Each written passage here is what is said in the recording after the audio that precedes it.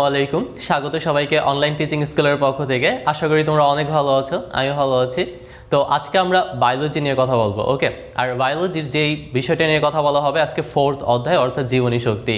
আর আজকে যে টপিক সেই টপিক্সের নাম হচ্ছে এটিপি অর্থাৎ এডিনোসাইন ট্রাইফসফেট, ওকে। এখন তুমি দেখো একটা জীবের সাধারণত জীবকোষে অনেক ধরনের বিক্রিয়া হয়ে থাকে, হাজারো ধরনের রাসায়নিক বিক্রিয়া হয়ে থাকে, সেখান থেকে যে শক্তিটা পাওয়া যায় আর এই শক্তিটা দিয়ে মূলত জীবের সার্বিক যে কার্যগুলি রয়েছে সে কার্যগুলো করে থাকে। আর জীবনী শক্তি বলতে এখানে যে এটা ভিন্ন ধরনের কোনো শক্তিকে কিন্তু বোঝানো হয় না। পদার্থবিজ্ঞানে যে শক্তির কথা বলা হয়েছে, এক শক্তি অন্য শক্তিতে রূপান্তরিত হয়, এক রূপ থেকে অন্য রূপে রূপান্তরিত হয়, মূলত এই শক্তিটা সেই শক্তি। এখানে শুধুমাত্র অর্থাৎ রাসায়নিক যে বন্ধন থাকে সেই বন্ধন থেকে ভেঙে বা ছিন্ন করে এই শক্তিটাকে বোঝানো হয়েছে, ওকে। কথা হচ্ছে যে আমরা এই যে এটিপি, এই এটিপিটা মেনলি কিভাবে তৈরি হয়। যেমন ফিজিক্সের যদি আমরা একটা ভাষা ইউজ করি যে শক্তি এক রূপ থেকে অন্য রূপে রূপান্তরিত হয় অর্থাৎ ধ্বংস হয় না। যেমন তুমি দেখো এদিকে একটু খেয়াল করলে বুঝতে পারবা এডিনোসাইন ডাইফসফেট অর্থাৎ দুইটা ফসফেটের বন্ধনী, এর সাথে যদি আমরা আরেকটা ফসফেট যুক্ত করি তাহলে হবে এডিনোসাইন ট্রাইফসফেট অর্থাৎ এটা একটা ইনঅর্গানিক ফসফেট। এখন এটিপি ভেঙে যদি আবার আমরা কি পাবো, এডিপি আর হচ্ছে ফসফেট অণু পাবো। তাহলে এখন যে জিনিসটা আছে সেটা হচ্ছে যে আমরা পরিবেশ থেকে যখন শক্তি দিব অর্থাৎ পরিবেশ থেকে শক্তিটা আমরা গ্রহণ করে এডিপির সাথে যুক্ত করে সেটাকে এটিপিতে রূপান্তর করব। আবার যদি এটিপিকে ভাঙি তাহলে আবার এডিপি প্লাস শক্তি পাবো। তাহলে এটা একটা সার্কেলের মতো হইতেছে, অর্থাৎ আমরা দেখে গেছে একবার পরিবেশ থেকে শক্তি গ্রহণ করতেছি আবার পরিবেশের শক্তিটা ফিরিয়ে দিচ্ছি। এই সার্কেলটা সাধারণত জীবদেহে করতে থাকে। আর এখানে তুমি দেখো এডিনোসাইন 5 ট্রাইফসফেটের একটি স্ট্রাকচার দেওয়া আছে যেটা আবিষ্কার করেছিল 1929 সালে কার্ল লুহম্যান, ওকে। উনি আবিষ্কার করেছিল সর্বপ্রথম এই এটিপি। এই যে এটিপি রয়েছে এই এটিপির ক্ষেত্রে আরেকটা লক্ষণীয় বিষয় যেটা এটিপি কিভাবে তৈরি হয়। এটিপি তৈরি হওয়ার জন্য তোমাদেরকে দুইটা জিনিস সম্বন্ধে জানতে হবে, একটা হচ্ছে ডিএনএ আর একটা হচ্ছে আরএনএ।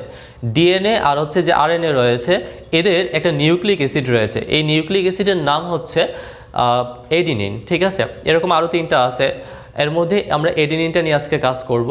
এডিনিন যেটা রয়েছে এডিনিনের সাথে যদি আমরা 5 কার্বন বিশিষ্ট রাইবোজ শর্করা, আবারও বলতেছি এডিনিনের সাথে যদি আমরা 5 কার্বন বিশিষ্ট রাইবোজ শর্করা যুক্ত করি তাহলে সেখানে তৈরি হবে এডিনোসিন, ওকে।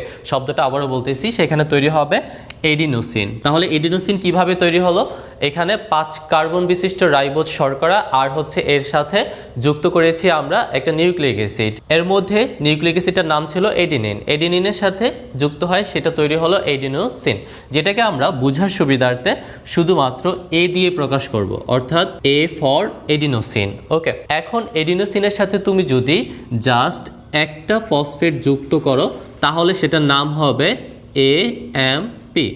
এম মানে হচ্ছে মনো, পি মানে হচ্ছে ফসফেট অর্থাৎ এডিনোসাইন মনোফসফেট, একটা ফসফেট যুক্ত হলে। এখন তুমি যদি ধরো এডিনোসিনের সাথে 2টা ফসফেট যুক্ত করো তখন তার নাম হবে এডিপি অর্থাৎ এডিনোসাইন ডাইফসফেট, ওকে, অর্থাৎ 2টা ফসফেট। এখন যদি আমরা 2টা না করে 3টা করি তাহলে সেখানে পাবো হচ্ছে এটিপি অর্থাৎ এডিনোসাইন ট্রাইফসফেট অর্থাৎ 3টা ফসফেট এখানে থাকবে। তাহলে এখন তুমি দেখো যে এডিনিনের সাথে এই ফসফেট ইনঅর্গানিক ফসফেটগুলো যুক্ত হয় যথাক্রমে এএমপি, এডিপি আর হচ্ছে এটিপি তৈরি করে।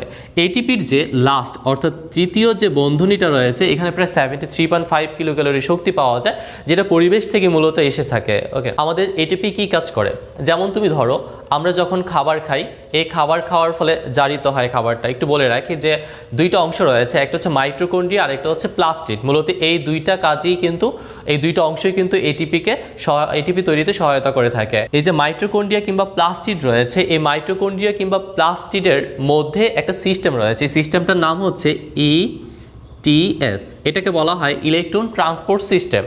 এই যে ইলেকট্রন ট্রান্সপোর্ট সিস্টেম রয়েছে এই ইলেকট্রন ট্রান্সপোর্ট সিস্টেমের মাধ্যমে মূলত এটিপিটা তৈরি হয়। আর যেখানে তৈরি হবে সেটার নাম হচ্ছে প্লাস্টিড কিংবা মাইটোকন্ড্রিয়া, যার কারণে আমরা জানি যে মাইটোকন্ড্রিয়াকে শক্তির আধার বলা হয়ে থাকে বা পাওয়ার হাউস বলা হয়ে থাকে। এখন এই এটিপি যখন ভাঙবে অর্থাৎ আমরা তো খাবার জারিত হবে, আমাদের খাবার জারিত হওয়ার ফলে সেখান থেকে কি আসবে, এনার্জি পাবো আমরা, এটা এটিপিতে সেফ থাকলো। যখন আমাদের প্রয়োজন হবে শক্তি, বিশেষ করে ধরো একদম নিঃশ্বাস নেওয়া থেকে শুরু করে খাবার জারিত করা, দৌড়ানো, লাফানো, এই যে হাসতেছো সেটা, প্লাস পাশাপাশি হচ্ছে কান্না করা, তারপর হচ্ছে সামগ্রিক যত কাজ আমরা করে থাকি বেশিরভাগ অংশে আমাদের শক্তির প্রয়োজন হয়। আর এই শক্তিটা আসবে এই এটিপি থেকে, আর আমরা যে খাবার খাবো সেই খাবারটা এটিপি রূপে জমা হয়ে থাকবে। এটাকে অনেকটা রিচার্জেবল ব্যাটারির মতো মনে হয়। যেমন তুমি ধরো আমরা ব্যাটারি যখন চার্জ দিই তখন সেখান থেকে বিদ্যুৎ আসে, আবার এই বিদ্যুৎটা বা চার্জ দিয়ে আবার কী কাজ করি, সেখান থেকে তাদের যে বা মোবাইলের যে আনুষঙ্গিক কাজ রয়েছে সে কাজগুলো করে থাকে। তাহলে এটা রিচার্জেবল ব্যাটারির মতো, অর্থাৎ আমরা একবার পরিবেশ থেকে শক্তি সংগ্রহ করতেছি, সেই শক্তিটা এটিপি রূপে জমা হচ্ছে, সেই জমানো শক্তি থেকে আবার ভেঙে আমরা আমাদের দেহের জন্য কাজ করতেছি। তো এই ছিল তোমাদের প্রথম পর্বে আলোচনা, অর্থাৎ এটিপি নিয়ে আলোচনা। আশা করি অনেকটা বুঝতে পেরেছো। আর দ্বিতীয় পর্বে তোমাদের আরেকটা টপিকস নিয়ে আলোচনা করা হবে, সেটা হচ্ছে সালোক সংশ্লেষণ। গুরুত্বপূর্ণ একটা টপিকস, আর এই টপিক্সে বোঝানো হবে যে সালোক সংশ্লেষণ কীভাবে হয়, কে আবিষ্কার করে, এরকম অনেক কিছুই। তো আজ এই পর্যন্ত, ভালো থাকো এবং পরবর্তী ক্লাস দেখার জন্য আমন্ত্রণ, আমাদের সাথেই থাকো। ধন্যবাদ সবাইকে।